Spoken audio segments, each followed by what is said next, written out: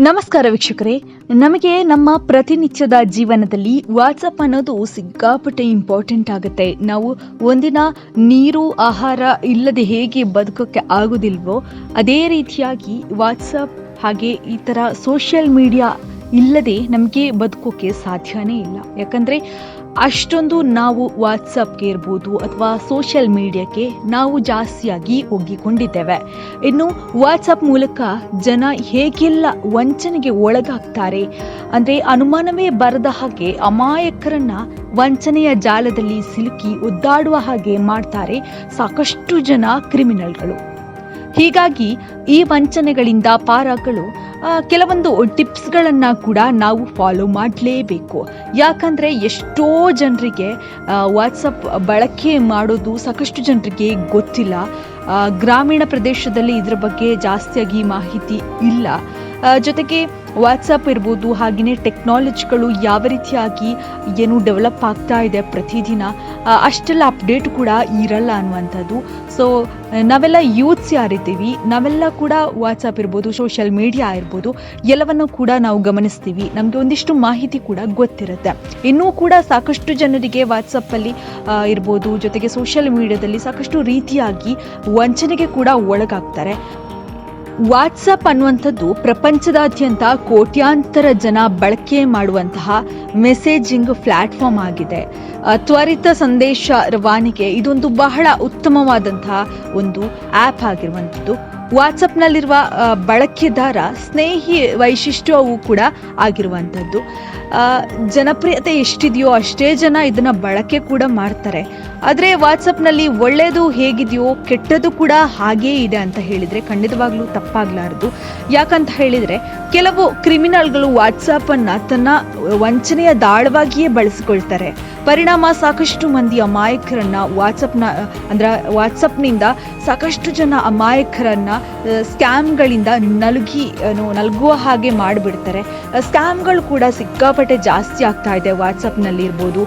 ಜೊತೆಗೆ ಹ್ಯಾಕ್ ಮಾಡುವಂಥದ್ದು ಎಲ್ಲವನ್ನ ಕೂಡ ನಾವು ಗಮನಿಸ್ತಾ ಇದ್ದೀವಿ. ಆದರೂ ಕೂಡ ನಾವು ಎಚ್ಚೆತ್ತುಕೊಳ್ತಾ ಇಲ್ಲ.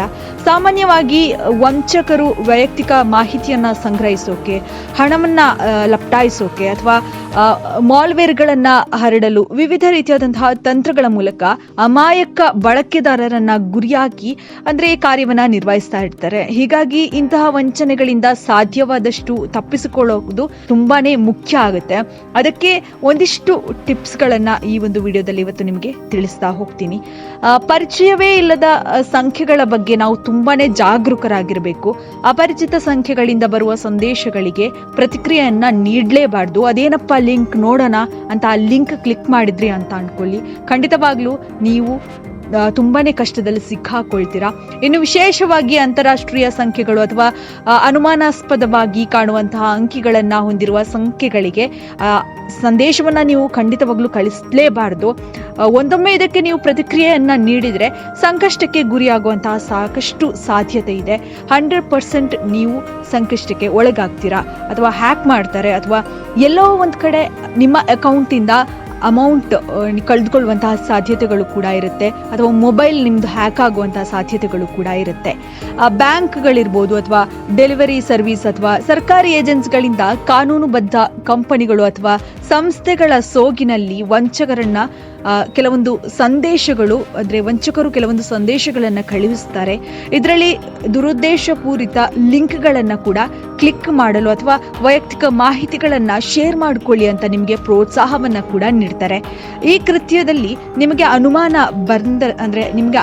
ಬಂದರೆ ನೀವು ಖಂಡಿತವಾಗ್ಲೂ ಆ ಒಂದು ಲಿಂಕನ್ನು ಕ್ಲಿಕ್ ಮಾಡಲೇಬೇಡಿ. ಅಥವಾ ಅಧಿಕೃತ ಲೋಗೋ, ಅಧಿಕೃತವಾಗಿ ಕಾಣುವಂತಹ ಭಾಷೆಗಳನ್ನು ಬಳಸುವ ಮೂಲಕ ತ್ವರಿತವಾಗಿ ನೀವು ಪ್ರತಿಕ್ರಿಯಿಸುವಂತೆ ಅವರು ಮಾಡ್ತಾರೆ. ಹೀಗಾಗಿ ಇಂತಹ ಸಂದೇಶಗಳನ್ನು ಸ್ವೀಕರಿಸಿದಾಗ ಅವಸರ ಮಾಡದೆ ಒಂದು ಸ್ವಲ್ಪ ಗಮನ ಹರಿಸಿ, ಒಂದು ಸ್ವಲ್ಪ ನೋಡಿ ಏನಪ್ಪಾ ಅದು ಅಂತ ಪದೇ 1-2-3 ಸಲ ನೀವು ಪರಿಶೀಲನೆಯನ್ನ ಮಾಡೋದು ತುಂಬಾನೇ ಬೆಸ್ಟ್ ಅಂತ ನನಗನ್ಸುತ್ತೆ. ಇನ್ನು ವಾಟ್ಸಪ್ನಲ್ಲಿ ಬರುವಂತಹ ಸಂದೇಶಗಳು ಅಥವಾ ಅನುಮಾನಾಸ್ಪದವಾದಂತಹ ಲಿಂಕ್ಗಳು ಅಥವಾ ಅಟ್ಯಾಚ್ಮೆಂಟ್ಗಳನ್ನು ನೀವು ಕ್ಲಿಕ್ ಮಾಡಲೇಬೇಡಿ. ಒಂದೊಮ್ಮೆ ನಿಮಗೆ ತಿಳಿದವರ ಸಂಖ್ಯೆಯಿಂದಲೂ ಕೂಡ ಇಂತಹ ಲಿಂಕ್ಗಳು ಬರ್ಬೋದು.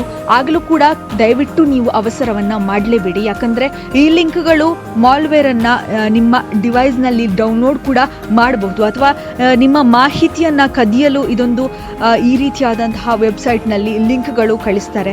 ಸೊ ನಿಮ್ಮ ಮಾಹಿತಿಗಳೇನಿದೆ ಎಲ್ಲವೂ ಕೂಡ ಅವರಿಗೆ ಅವರ ಒಂದು ಸಿಸ್ಟಮಲ್ಲಿ ಅದು ಗೊತ್ತಾಗುತ್ತೆ, ಅವ್ರು ನೋಡ್ತಾರೆ. ಸೊ ತುಂಬಾ ಎಚ್ಚರ ವಹಿಸುವುದು ತುಂಬಾ ಮುಖ್ಯ ಅಂತ ನನಗನ್ಸುತ್ತೆ.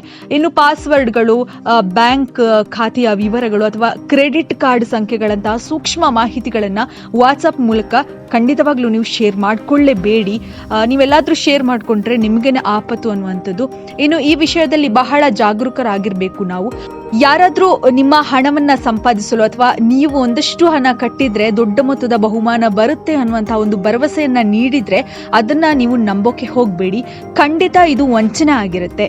ಹೂಡಿಕೆ ಅವಕಾಶಗಳು, ಲಾಟ್ರಿ ಗೆಲುವುಗಳ ಸಂದೇಶ ಬಗ್ಗೆ ನೀವು ತುಂಬಾ ಎಚ್ಚರಿಕೆಯಿಂದ ಇರಬೇಕಾಗುತ್ತೆ. ಕೆಲವೊಂದು ಆಮಿಷಗಳಿಗೆ ನಾವು ಬೇಗನೆ ಬಲಿಯಾಗ್ಬಿಡ್ತೀವಿ. ಸೊ ಇವೆಲ್ಲವನ್ನ ಕೂಡ ನಾವು ಎಚ್ಚರದಿಂದ ನೋಡಬೇಕಾಗುತ್ತೆ.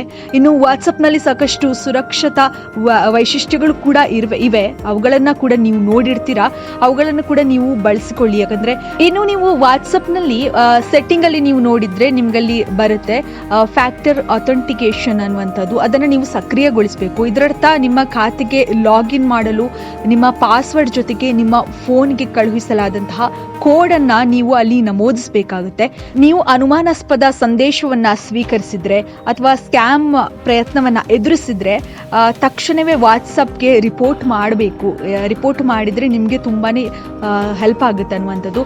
ಯಾಕಂದರೆ ಇತ್ತೀಚಿನ ದಿನಗಳಲ್ಲಿ ವಾಟ್ಸಪ್ ಮೂಲಕ ಸ್ಕ್ಯಾಮ್ ಆಗ್ತಿರೋದು ಜಾಸ್ತಿ ಆಗ್ತಾ ಇದೆ. ಸೊ ನಾವೆಷ್ಟು ಕೂಡ ನಮ್ಮನ್ನು ನಾವು ಸೇಫಾಗಿ ಇಟ್ಕೊಂಡ್ರೂ ಕೂಡ ಇಂತಹ ಒಂದು ವಂಚನೆಗಳಿಂದ ನಾವು ಕೆಲವೊಂದು ಸಲ ಸಮಸ್ಯೆಗಳಿಗೆ ಸಿಕ್ಕಾಕೊಳ್ತೀವಿ. ಸೊ ಖಂಡಿತವಾಗ್ಲೂ ವಾಟ್ಸಪ್ ನಾವು ಏನು ಬಳಕೆ ಮಾಡ್ತೀವಿ ಅಷ್ಟೇ ಜಾಗರೂಕತೆಯಿಂದ ನಾವು ಬಳಕೆ ಮಾಡೋದು ಬೆಸ್ಟ್ ಅಂತ ನನಗನ್ಸುತ್ತೆ. ಸೊ ನಿಮಗೆ ಈ ವಿಡಿಯೋ ನೋಡಿ ಏನನ್ಸುತ್ತೆ? ನೀವು ಕೂಡ ಈ ಥರದ ಆಮಿಷಗಳಿಗೆ ಬಲಿಯಾಗಿದ್ದೀರಾ ಅಥವಾ ನಿಮಗೆ ಏನಾದರೂ ಒಂದು ಟಿಪ್ಸ್ ಕೊಡಬೇಕು ಅಂತ ಹೇಳಿದ್ರೆ ನೀವು ಕೂಡ ನಮ್ಮ ಕಮೆಂಟ್ ಸೆಕ್ಷನಲ್ಲಿ ಕಮೆಂಟ್ ಮಾಡ್ಬೋದು. ಜೊತೆಗೆ ನೀವು ಏನಾದರೂ ನಾರ್ಮಲ್ ಆಗಿ ನಿಮ್ಮ ಲೈಫಲ್ಲಿ ನೀವೇನಾದರೂ ಆಮಿಷಗಳಿಗೆ ಬಲಿಯಾಗಿದ್ದೀರಾ ಅದನ್ನು ಕೂಡ ನೀವು ನಮಗೆ ಮುಕ್ತವಾಗಿ ಶೇರ್ ಮಾಡ್ಕೋಬೋದು.